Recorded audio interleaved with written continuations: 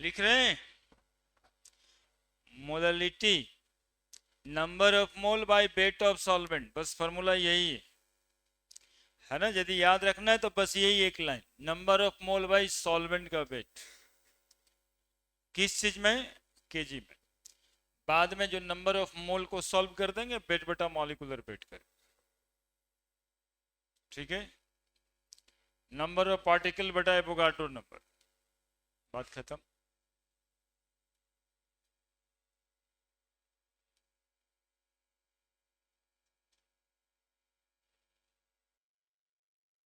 लिख दिए।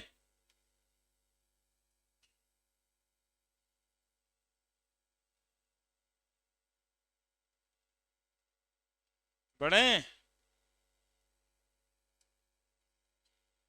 नहीं sir?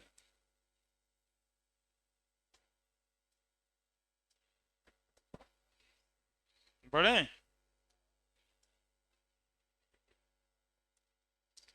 Mole fraction,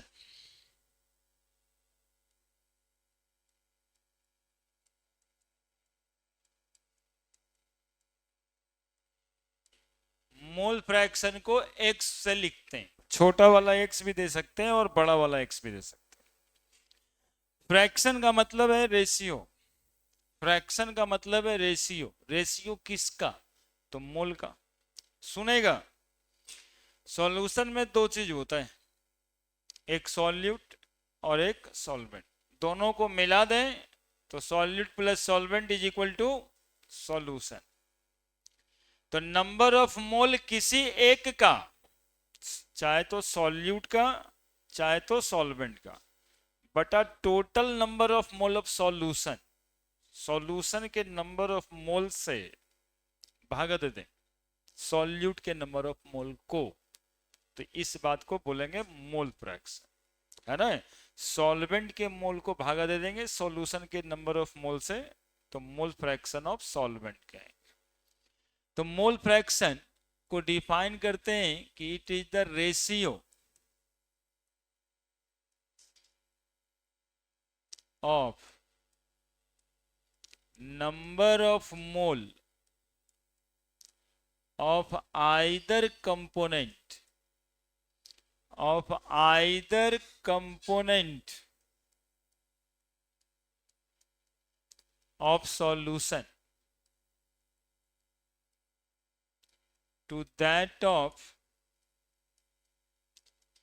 total number of mole,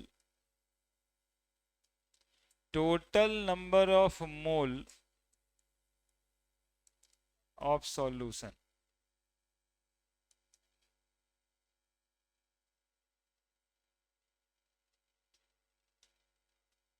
called as mole fraction. बिल्कुल आसान, जैसे मोल फ्रैक्शन सॉल्यूट का, तो नंबर ऑफ मोल सॉल्यूट का by total number of mole solution का, यानी number of mole of solute plus number of mole of solvent, है ना। Number of mole of solute plus number of mole of solvent बराबर total number of mole of solution.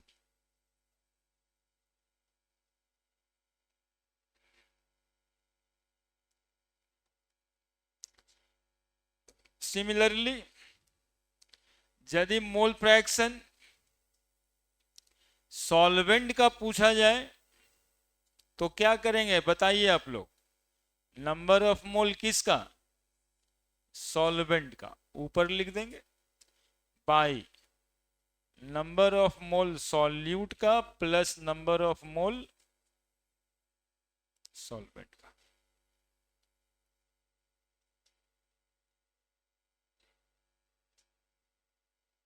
क्या mole fraction solute का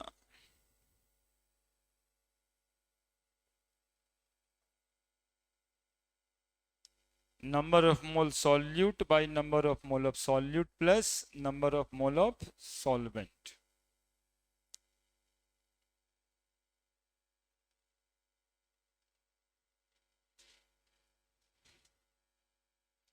कभी कभी solute और solvent को component ए और बी भी बनाता है, 1 और 2 भी लिखता है। ऊपर भी मोल है, नीचे भी मोल है। मोल फ्रैक्शन का यूनिट क्या होगा? ऊपर भी मोल है और नीचे भी मोल ही है, तो बताओ। मोल fraction is unit less quantity.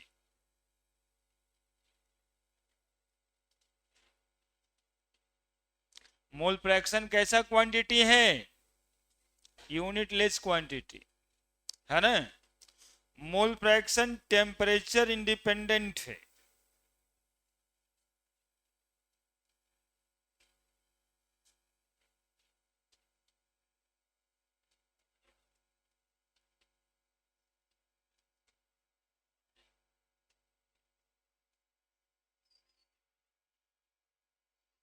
Mole fraction temperature independent quantity, और इसके पहले जो मोललिटी था वो भी टेम्परेचर इंडिपेंडेंट क्वांटिटी था। वो अलग से लिख भी देना नोट में। मोल फ्रैक्शन के अलावा मोललिटी जो था, मोललिटी इज टेम्परेचर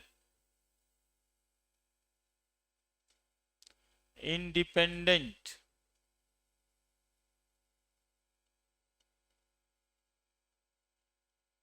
क्वांटिटी। क्यों temperature independent? Since it deal with wait of solvent. इसको बोल्ड करके लिख देना, मोललिटी वाला है ये। मोललिटी टेम्परेचर पे डिपेंड नहीं करता है। मोललिटी टेम्परेचर पे डिपेंड नहीं करता है। मोल फ्रैक्शन भी टेम्परेचर पे डिपेंड नहीं करता है। पढ़े? अब यहां पे ऐसा लिखेंगे, let in a solution the component the solvent is taken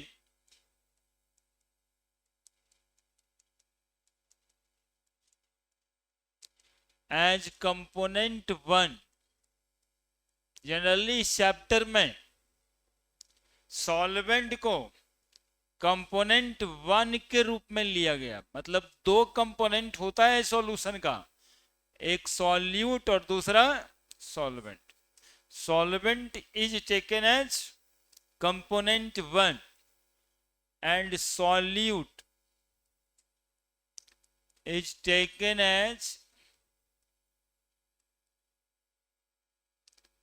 component 2।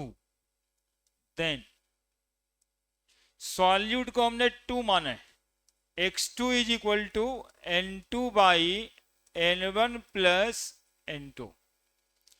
x2 यानी solute हो गया, in number of mole of solute by number of mole of solute plus number of mole of solvent, that also equal to number of mole को हम लोग लिख सकते हैं बाबू weight by molecular weight.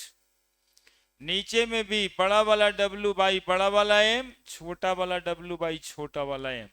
Solute number of mole N2। N2 क्या है इसमें? Number of mole of solute है, small w by small m। N1 क्या है? तो number of mole of solvent, बड़ा वाला W बड़ा वाला M, है ना। x2 is equal to n2 by n1 plus n2। और यदि नंबर ऑफ मोल के बजाय वेट दिया हुआ है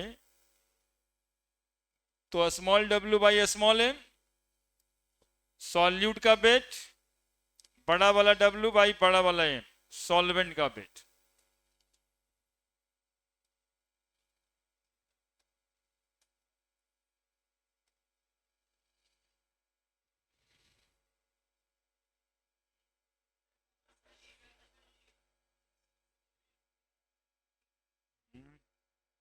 एक मिनट देखते।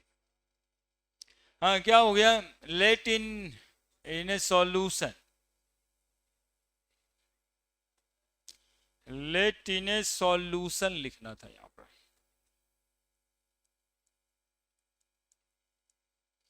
The solvent is taken as component 1 and solute is taken as component 2। एक सॉल्यूशन में कंपोनेंट 1 माना गया है सॉल्वेंट को और कंपोनेंट 2 माना गया है सॉल्यूट को। Then mole fraction of solute is equal to x2 is equal to mole fraction of solute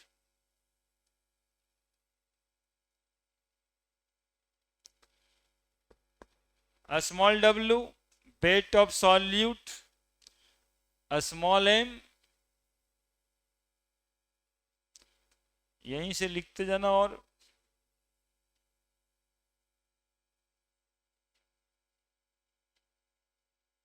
small m molecular weight of solute,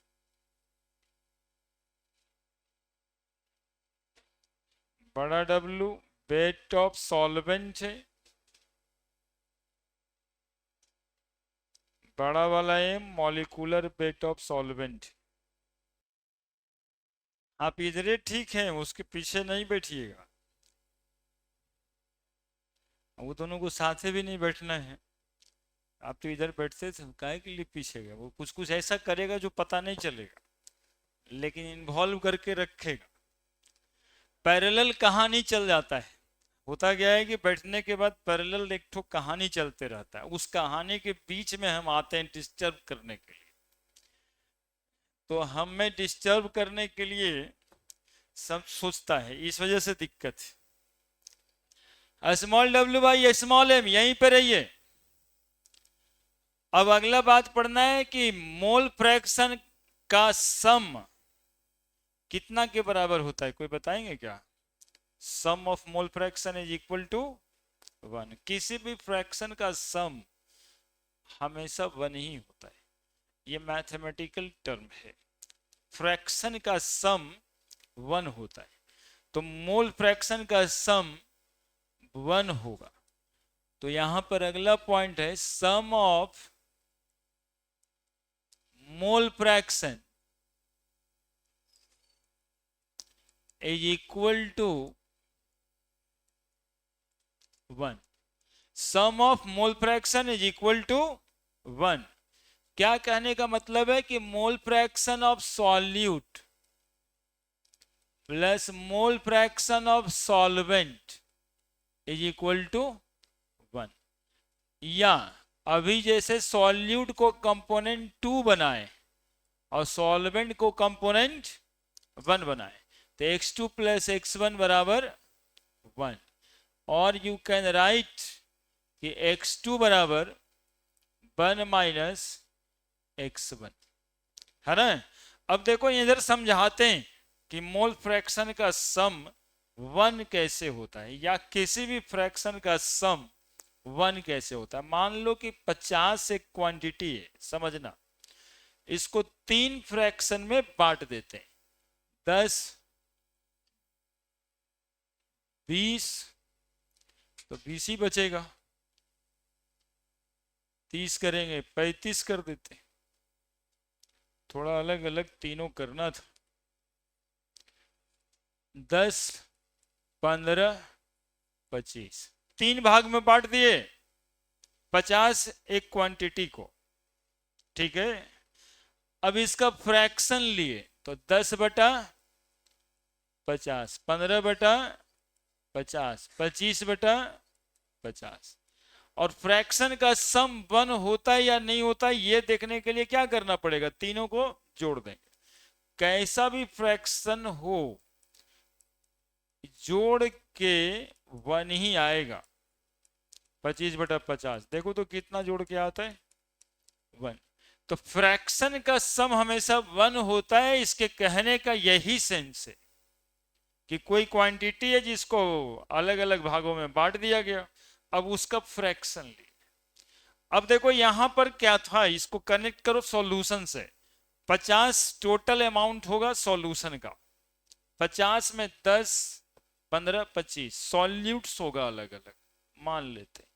तो फ्रैक्शन जो निकाले वो क्या निकाले, तो 10/50 निकाले, 15/50, 25/50 और सबको जोड़ दिया तो कितना आया, वही लिखा है, sum of mole fraction is equal to 1। Clear है। और इसके ब्रॉड मतलब ये है, ऐसे समझोगे, लेट ए, याद करो तो टर्नरी सॉल्यूशन मतलब कंसिस्ट ऑफ कंपोनेंट, क्या लिखेंगे, मान लो ए बी एंड सी, कुछ भी ले सकते हैं, 1 2 एंड 3, ए बी एंड सी। देखना एक सॉल्यूशन है जो टर्नरी सॉल्यूशन है, और ये टर्नरी सॉल्यूशन कितने कंपोनेंट से बने हैं, तो लिखा है कि ए और बी और सी से बना है। अब इसमें मोल फ्रैक्शन निकालना है हमें ए का, तो क्या करेंगे, number of mole of A by number of mole of A plus number of mole of B plus number of mole of C. Mole fraction B का निकालना है, number of mole of B A plus B plus C. Mole fraction C का निकालना है, number of mole of C A plus B plus C. समझ रहा है ना, 10/50, 15/50, 25/50, टोटल नंबर ऑफ मोल तो सब में सेम ही रहना है। अब हम लिखेंगे कि मोल फ्रैक्शन ए का, मोल फ्रैक्शन बी का, मोल फ्रैक्शन सी का, तीनों को जोड़ देंगे तो कितना आएगा, 1। यही समझाए थे, sum of mole fraction is equal to 1। अब चूंकि केमिस्ट्री पढ़ रहे हो तो बेंजीन टॉलिन मिलेगा, बेंजीन कार्बन टेट्राक्लोराइड मिलेगा, तो मोल फ्रैक्शन बेंजीन का निकालना रहेगा। लिखिए जल्दी से। अब देखिए क्वेश्चन देखते हैं, होगा calculate the mole fraction of benzene in a solution containing 30% by mass in carbon tetrachloride। कैसे बनेगा, लिखिए क्वेश्चन लिखिए, फिर बनाते हैं हम। क्या किए,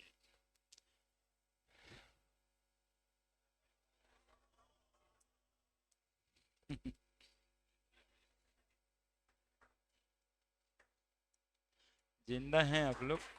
अब देखिए क्वेश्चन लिखिए, calculate the mole fraction of benzene in a solution containing 30% by mass in carbon tetrachloride।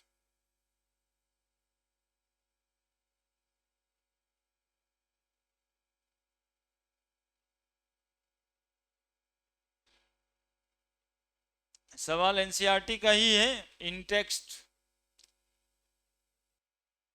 लिखे। देखिए कैसे बनाना है, सुनिएगा, बस एक अक्षर लिखा है, कैलकुलेट द मोल फ्रैक्शन तो है ये लिखा हुआ, किसका मोल फ्रैक्शन निकालना है, बेंजीन का निकालना है, बेंजीन का निकालना है। Solution containing 30% by mass, 30% by mass का क्या मतलब, 30% बाई मास का क्या मतलब, सबसे पहले ये जानेंगे। तो इस क्वेश्चन में दो चीज है, एक तो बेंजीन है, लिख दे फॉर्मूला बेंजीन का, बेंजीन है, और दूसरा क्या है, कार्बन टेट्राक्लोराइड CCl4। ठीक है, इसका मतलब क्या हुआ, तो इसका मतलब पिछले दिन बताए हैं कि 30 ग्राम, और ये हम बताएं इसलिए नहीं, पहले से जानते भी हैं परसेंटेज का मतलब, 30 gram of benzene present in 100 gram of क्या, बोलो आगे। 100 ग्राम ऑफ सॉल्यूशन। सॉल्यूशन में दो चीज है, एक बेंजीन है, तो वेट ऑफ बेंजीन क्या gram? 30 gram. Small W weight of benzene के अलावा इसमें कार्बन टेट्राक्लोराइड है, कितना आएगा? 100 माइनस बराबर 70 ग्राम। लेकिन मोल फ्रैक्शन तो निकलता है मोल से। मोल निकालने के लिए वेट पता है, मॉलिक्यूलर वेट चाहिए। मॉलिक्यूलर वेट से डिवाइड कर देंगे तो नंबर ऑफ मोल निकल जाएगा। क्या 30% बाई मास लिखा हुआ था, इसका मतलब यह था कि 30 ग्राम बेंजीन जो है 100 ग्राम सॉल्यूशन में है। तो बेंजीन का वेट 30 ग्राम, बाकी जो 100 ग्राम बना है तो 70 ग्राम CCl4 मिलाया गया होगा इसमें। क्या अब C6H6 का मॉलिक्यूलर मास कितना? तो 12 गुना 6 प्लस 1 गुना 6, 12 छक 72, 6 78 ग्राम। और कार्बन टेट्राक्लोराइड का मॉलिक्यूलर मास कितना? तो 12 प्लस 35.5 मल्टीप्लाइड बाई 4, देखो तो कितना आता है? 154 ग्राम। ये हो गया मॉलिक्यूलर मास। अब मॉलिक्यूलर मास और वेट दोनों जब पता ही है, नहीं, जब दोनों बात पता है तो हम लोग सीधा मोल फ्रैक्शन ऑफ बेंजीन लिखेंगे। Number of mole of benzene, number of mole of benzene, number of mole of CCl4।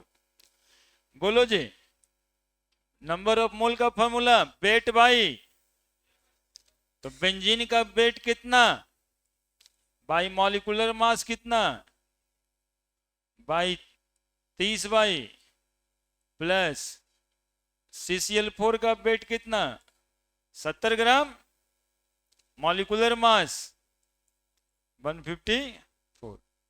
तो 30 भागा 7 8 करो,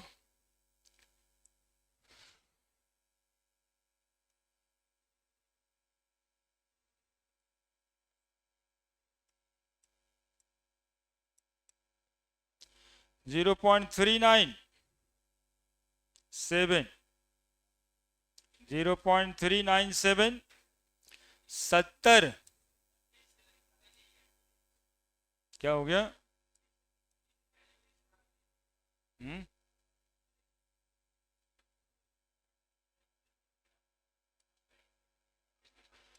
क्या दिक्कत है आपको? है कोई दिक्कत? 0.454 कैलकुलेशन तो करना ही पड़ेगा ना। मोल फ्रैक्शन बेंजीन का 0.397 बाई 7 4 11, 9 5 14 1 15, 5 बच गया 1, 4 3 7 1 8, 0.851।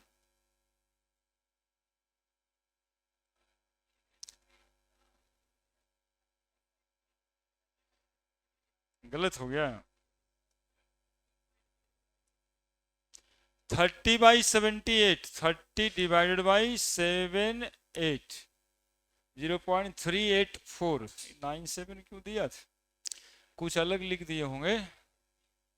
0.384,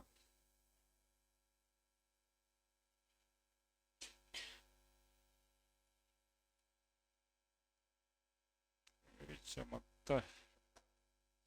अच्छा 0.384, 0.384, तो 4 4 8,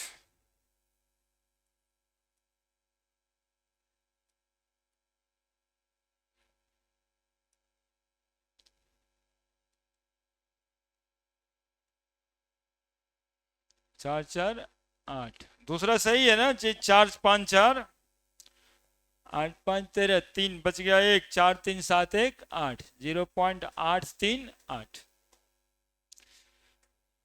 देख लो जोड़ करके, गलती ये है।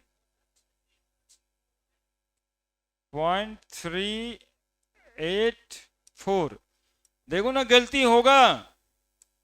838 0.384 divided by 0.838, 0.458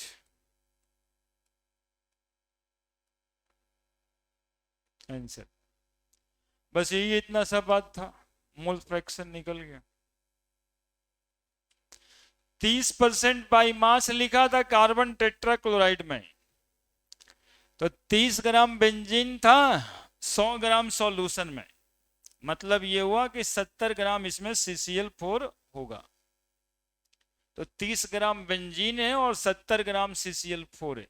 mole fraction benzene का पूछता है, the number of mole of benzene लिखे, जैसे फॉर्मूला बताए थे सॉल्यूट, तो number of mole of solute bye number of mole of solute plus number of mole of solvent. Number of मोल का formula होता है weight by molecular weight. Benzene 30 ग्राम था, molecular mass 78। Benzene फिर से 30 ग्राम था, मॉलिक्यूलर मास 78। कार्बन टेट्राक्लोराइड 70 ग्राम है, यहां लिखा लें 70 ग्राम है, और 154 इसका मॉलिक्यूलर मास है। बस डिवाइड कर दी, लिख दिया। अगला देखिए, ये तो मोलरिटी एक स्टेप आगे होगा। हाँ लिखिए इसको, NH2CONH2 लिखा हुआ है, NH2CONH2 ऐसे लिखिएगा। यूरिया कहते हैं इसको।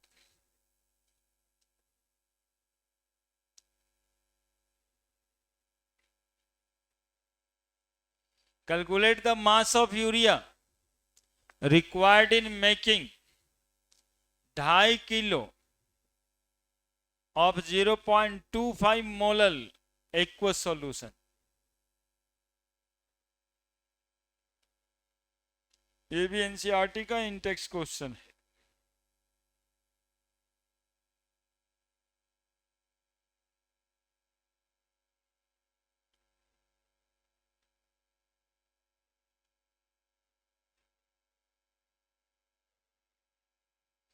हाँ यूरिया है, NH2CONH2 है ना। ये 2 जो यहाँ पे लिखा है ना, ये वाला भी लिखने थोड़ा सा कम आया है, ये नीचे आएगा, यही दिखा है। लिखे, देखो calculate the mass of urea,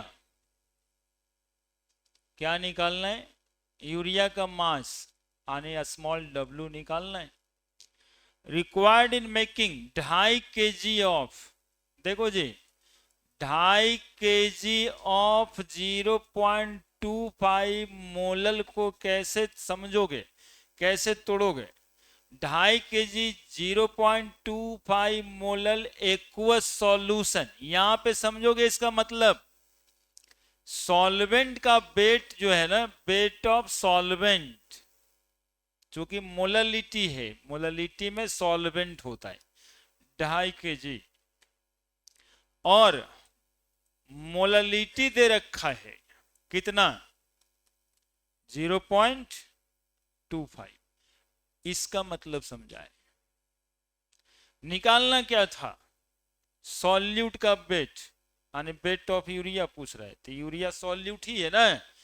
दो चीज है इसमें, एक तो यूरिया है और दूसरा एक्वस सॉल्यूशन। एक्वस का मतलब सॉल्वेंट क्या है इसमें, वाटर। तो यूरिया है और वाटर है, जैसे यहाँ पे नमक पानी रहता है, चीनी पानी रहता है, यूरिया और पानी है। यूरिया का मास पूछता है, यानी वेट ऑफ सॉल्यूट पूछता है, मास ऑफ सॉल्यूट पूछता है। सॉल्वेंट 2.5 kg, मोललिटी 0.25 है।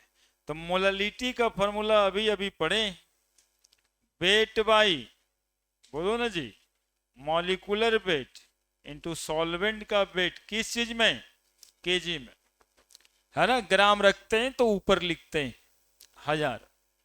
मोलालिटी कितना दिया हुआ है? 0.25। वेट नहीं पता, मॉलिक्यूलर मास यूरिया का निकाल लो। कोई निकाले अभी तक? 60 आएगा। Very good. 14 नाइट्रोजन का, हाइड्रोजन का 1 गुना 2, कार्बन का 12, ऑक्सीजन का 16, फिर नाइट्रोजन का 14, हाइड्रोजन का 2, बराबर 60 ग्राम आएगा। तो यहां पर 60 लिखेंगे। सॉल्वेंट का वेट 2.5 kg, तो 2.5 kg लिख देंगे।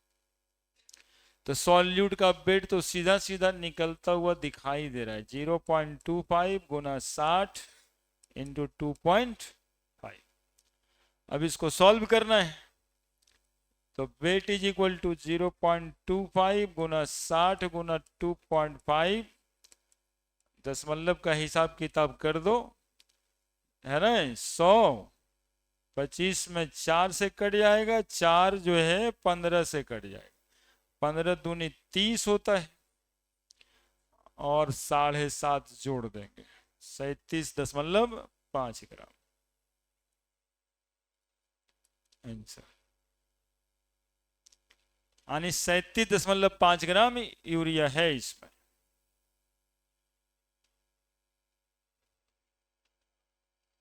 समझा ना। मेन काम इस क्वेश्चन में ये समझना ही था और कुछ नहीं। 2.5 kg ऑफ 0.25 मोलल, तो 2.5 kg यानी सॉल्वेंट का वेट दिया हुआ है 2.5 kg। वेट ऑफ सॉल्वेंट 2.5 ग्राम देखो लिखिए,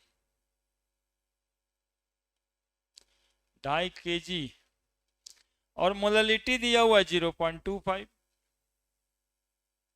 मोलालिटी के जगह पे 0.25 रख दिए, मॉलिक्यूलर मास 60 और सॉल्वेंट का वेट 2.5 किलो। बोलो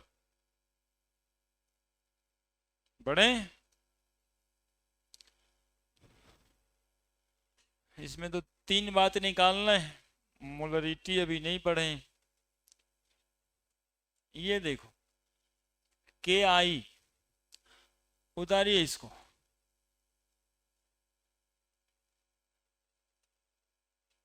KI पोटेशियम आयोडाइड।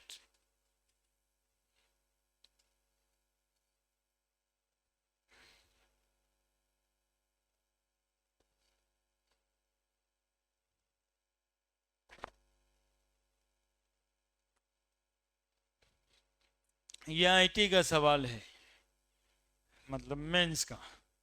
अब देखिए इसमें क्या है विशेष, अभी जैसे बनाए थे वैसे ही है या कुछ और है?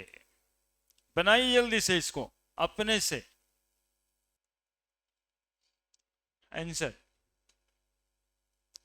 देखिए क्या कहता है, what would be the molality of 20% aqueous solution. Mass by mass मतलब परसेंट बाई मास, 20% है एक्वस के आई। तो जो पहला सवाल बनाए थे 30%, वैसे ही तो है बिल्कुल। कौन है दो चीज, एक के आई है सॉल्यूट, एक्वस सॉल्यूशन यानी वाटर होगा सॉल्वेंट, तो सब कुछ तो है। 20% के आई यानी सॉल्यूट का वेट 20 ग्राम, तो पानी का वेट, सॉल्वेंट का वेट होगा 80 ग्राम। बन जाएगा सब। बनाइए बनाइए, 2 मिनट में बनाइए।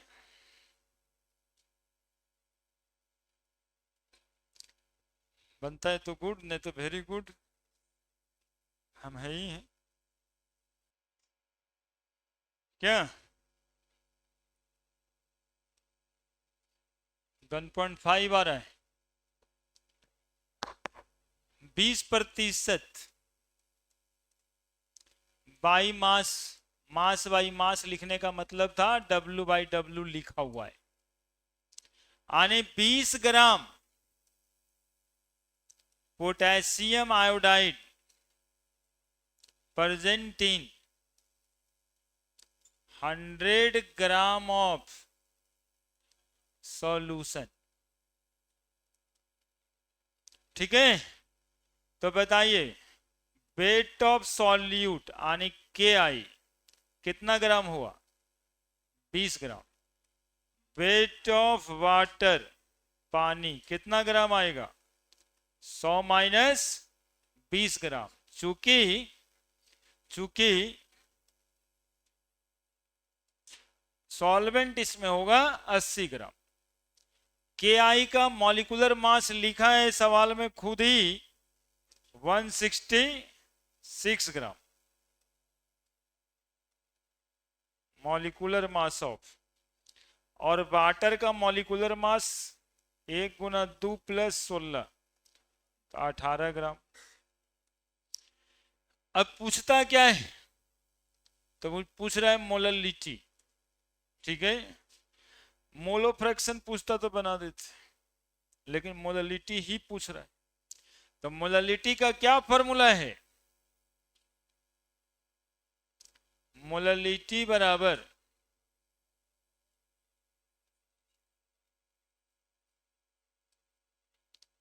Weight by molecular weight into solvent का वेट ऊपर में 1000, यदि ये ग्राम में लिखाता है तो सॉल्यूट है 20 ग्राम,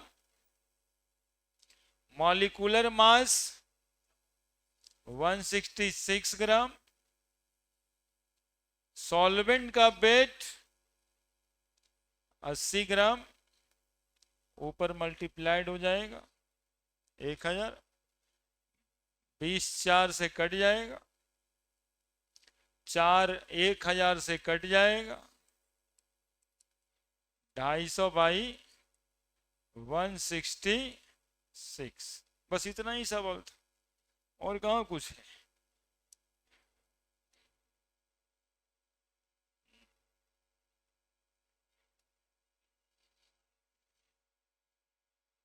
वन 250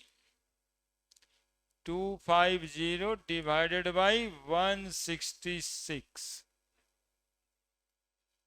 देखिए 1.50 यानी 506 था, 51 टिक लगा दो।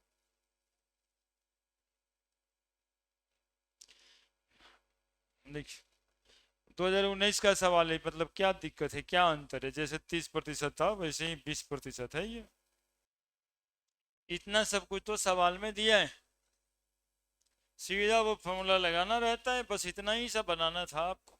ये सब तो सब लिखा हुआ है उसी में, बना दिए, मतलब लिख दिए, बन तो गया ही।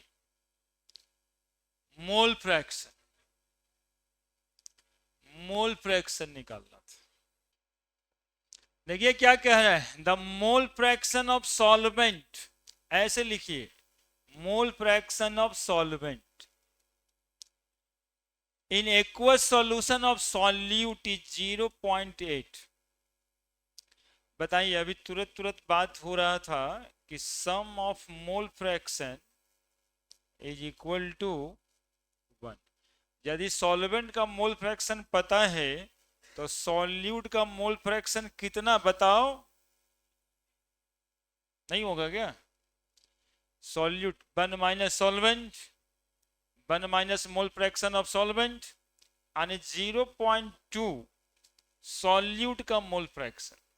ठीक है, और 0.2 मोल फ्रैक्शन का क्या मतलब है कि 0.2 mole of solute present in 1 mole of solution. That is, समझने के लिए आपको 0.2 mole of solute present in 1 mole of solution, ये इसका मतलब होता है। पूछ क्या रहा है, molality of the aqueous solution is, बना देते, मोललिटी का जो फॉर्मूला है वो लगा देते, यही तो ठीक था। Molality is equal to number of mole by solvent का वेट, यदि ग्राम में आप लिखते हो तो मल्टीप्लाई करना होगा 1000 से। तो सॉल्यूट का नंबर ऑफ मोल कितना है? अरे है ना 0.2 मोल ऑफ सॉल्यूट। भाई सॉल्वेंट का वेट कितना है? सॉल्वेंट का नंबर ऑफ मोल 0.8। सॉल्वेंट है कौन? एक्वस। एक्वस मतलब वाटर। 1 मोल वाटर का वेट, 1 मोल वाटर बराबर 18 ग्राम। तो 0.8 मोल वाटर बराबर 18 गुना 0.8 ग्राम। क्या बोलो? तो यहां पर कितना पुट कर दें? 0.8 इंटू मल्टीप्लाइड बाई, बन गया सवाल। बस बात खत्म। ये पॉइंट से पॉइंट हटा दें, 4 से कट जाएगा। क्या तो केजी में किए तब ना 1000 से गुना किए ऊपर, है ना? ये ग्राम में थोड़े रह गया, है ना? तो केजी में करने के लिए ना ऊपर 1000 गया। 1000/72 या 250/18। 4 को काट दो 1000 से। 250/18। एक बार पहले ये तो ला दें, है ना? कितना आ रहा है ये? 13.88। आंसर इज, देखिए कितना आसान है। यदि पढ़ लिए होते अच्छे से तो नहीं बनने का कौन सा सवाल है। और एक क्वेश्चन ये 4 नंबर देता है, और कंफर्म ही हर साल तो आता है कोई ना कोई मोलालिटी या मोल फ्रैक्शन निकाल। बोर्ड में भी आता है।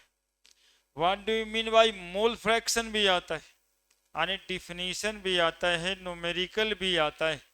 तो सीखने में क्या जाता है? और सीखना बहुत भारी है भी नहीं। हो गया?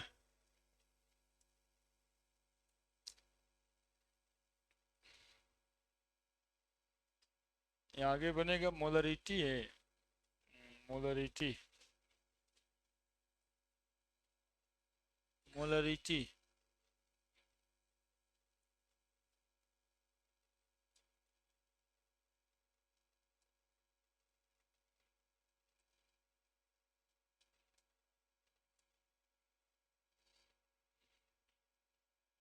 मोलरिटी अगले दिन। Next normality.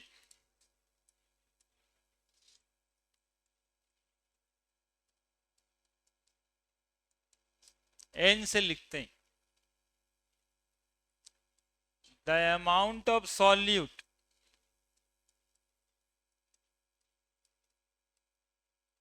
in term of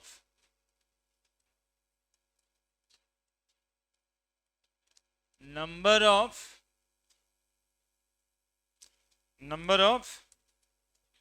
सही तो बता रहे, number of gram equivalent per unit volume of solution, per unit volume of solution called as normality. यानी नॉर्मलिटी को जो एन से लिखते हैं,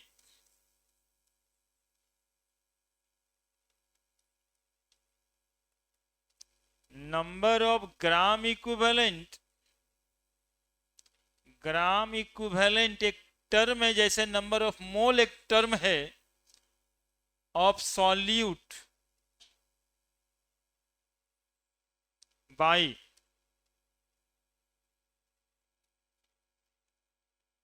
वॉल्यूम ऑफ सॉल्यूशन।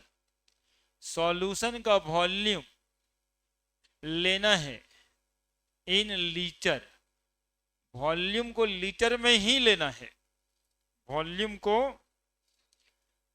लीटर में ही लेना है। हम्म,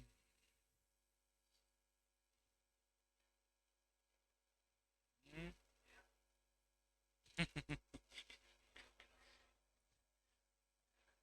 ये पूरा बना नहीं पड़े यहाँ से यार, देख। हम्म, बना नहीं पड़े यहाँ से।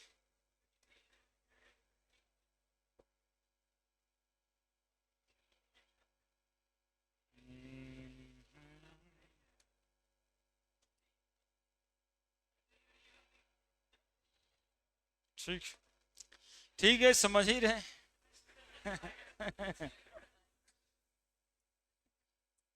हाँ, अभी थोड़ा सीख ही रहे हैं हम भी। Number of gram equivalent N dash by volume भी।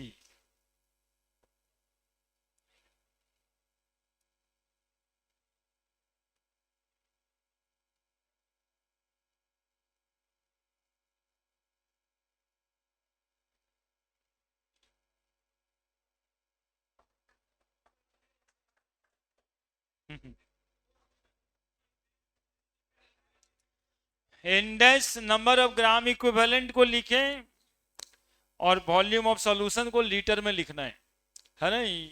यहां तक आना था, देख ही रहा है।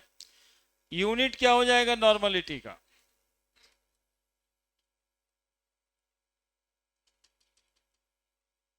ग्राम इक्विवेलेंट पर लीटर, ग्राम इक्विवेलेंट पर लीटर, ग्राम इक्विवेलेंट पर लीटर। बढ़े? अब देखो नंबर ऑफ ग्राम इक्विवेलेंट क्या होता है, याद है? नंबर ऑफ ग्राम इक्विवेलेंट भी थोड़ा सा डिस्कस कर देते हैं। बहुत ही आसान। द रेशियो ऑफ, रेशियो लिखें, the ratio of weight of substance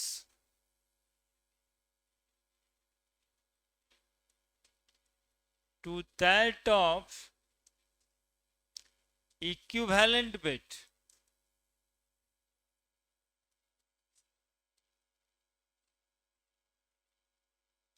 called as number of gram equivalent। n पे डैश लिखें, नंबर ऑफ मोल n लिखते थे, इसको n डैश लिखें, तो weight of substance to that of equivalent weight of substance, E, W by E। और equivalent weight आपको याद दिला दें, पहले तो ये लिख दें, एन डैश बराबर W बाई E, W छोटा देखिएगा। इक्विवेलेंट वेट याद है? इक्विवेलेंट वेट थोड़ा याद रखना पड़ेगा। हाँ, इन्हें एक छोटा डिफिनेशन बताओ। Molecular weight by valence factor, equivalent weight बराबर molecular weight by valence factor, VF। Valence factor बराबर वैलेंसी एटम के लिए, है ना। वैलेंसी ही हो जाता है वैलेंस फैक्टर के बराबर यदि कोई एटम है, नंबर ऑफ पॉजिटिव और नेगेटिव चार्ज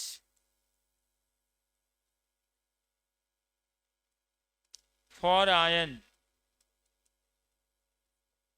है ना। Number of replaceable hydrogen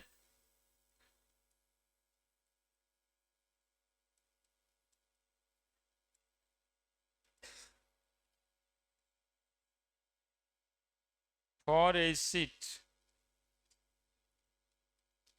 number of replaceable hydroxyl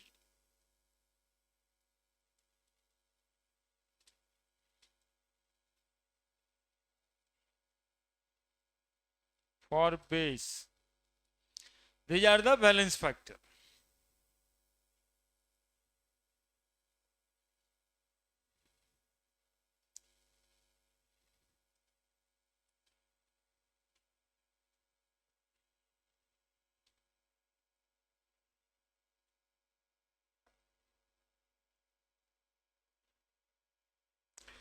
W by E, weight by equivalent weight, लिखे वो VF लिखे बैलेंस फैक्टर को, और वो होता क्या है, तो बैलेंसी होता है एटम्स के लिए, या कोई आयन है तो पॉजिटिव नेगेटिव चार्ज, एसिड है तो हाइड्रोजन कितना उसमें हटने लायक है, बेस है तो हाइड्रोक्सिल कितना है, और साल्ट में भी number of positive negative charge ही होता है ना।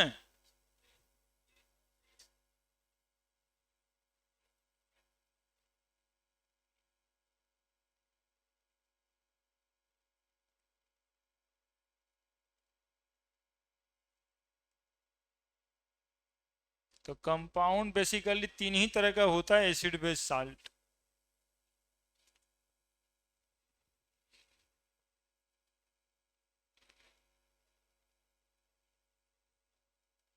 रिप्लेसेबल हाइड्रोजन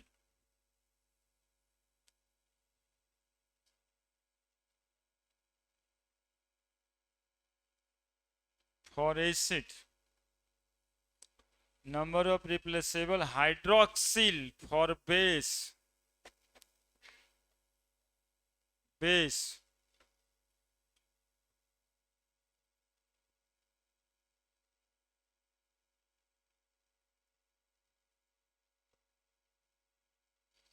अभी इस फॉर्मूले को नॉर्मलिटी वाले फॉर्मूले में सेट करना है ना। तो नॉर्मलिटी का जो फॉर्मूला था वो ये, number of gram equivalent of solute, और नंबर ऑफ ग्राम इक्विवेलेंट बराबर होता है weight by equivalent weight, equivalent weight बराबर ये बताएं क्या। तो normality is equal to, normality is equal to number of gram equivalent by volume in litre. और चूंकि, अच्छा एक मिनट और देखो, बक्सा बनाते हैं, नॉर्मलिटी बराबर number of gram equivalent, volume को जब ml में लिखोगे बाबू तो इनटू 1000 से मल्टीप्लाई करोगे, लीटर में लाने के लिए ही वॉल्यूम को जब ml में लिखेंगे तब 1000 से मल्टीप्लाई करेंगे। नंबर ऑफ ग्राम इक्विवेलेंट बराबर अभी मालूम चला है वेट बाई इक्विवेलेंट वेट। तो बताओ नॉर्मलिटी बराबर लिख सकते हैं ना, wait by equivalent wait, volume in ml, ऊपर में 1000। क्या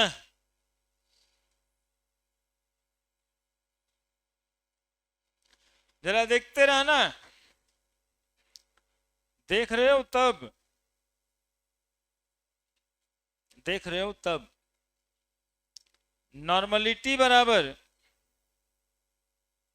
वेट बाई वॉल्यूम गुना 100 गुना 10 बटा इक्विवेलेंट वेट। देखो तो वही लिखे या दूसरा कुछ है, देखो ना, कॉपी के बीच में ऐसी फॉर्मूला लिखते जाना है। देखो ना, देख लो एक बार, ये और ये एक ही है।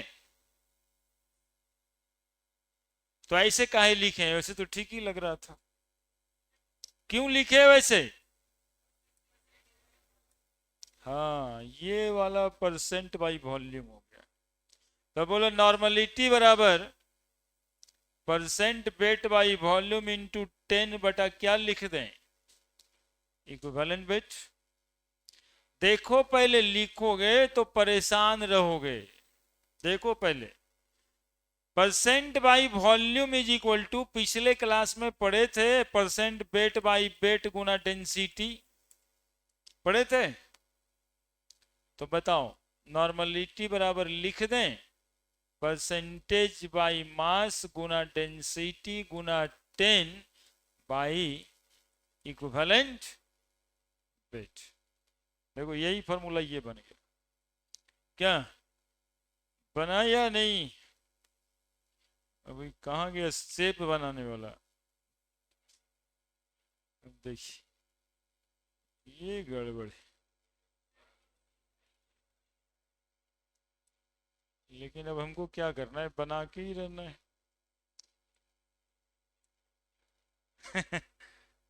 सीधा नहीं लिखे, जानबूझ के नहीं लिखे, वो तो सीधा ही रहेगा, वही दिक्कत है।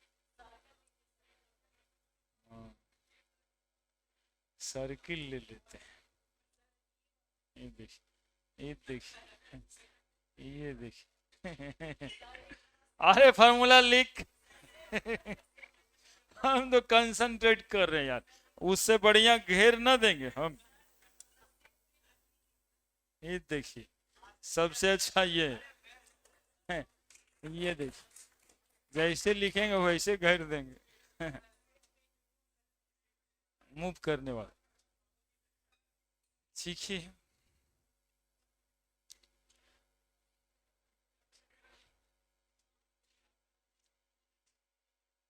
तो इसमें कौन क्या था, देखो क्या किए हैं, वेट बाई वॉल्यूम एमएल में ऊपर में 1000, परसेंटेज वेट बाई वॉल्यूम लिख के 10 किए बाई इक्विवेलेंट वेट, और परसेंट वेट बाई वॉल्यूम बराबर percent by mass W by W होता है इंटू टी होता है।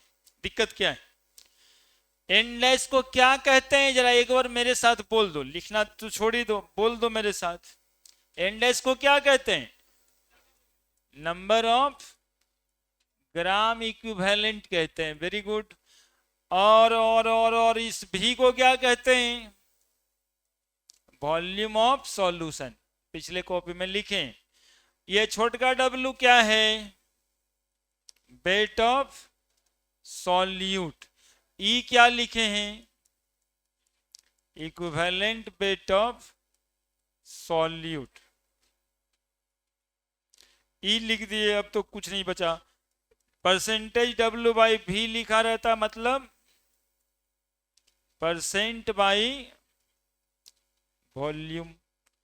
Percentage by mass W by W लिखा हुआ है, मतलब परसेंट बाई मास।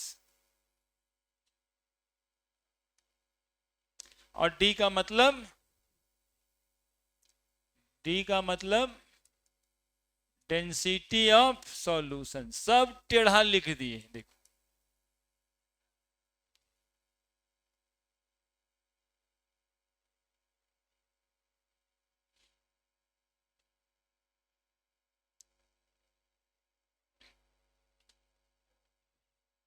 ये हो गया नॉर्मलिटी। अगले दिन मोलरिटी बताएंगे। मोलरिटी अगले दिन मोलरिटी बताएंगे।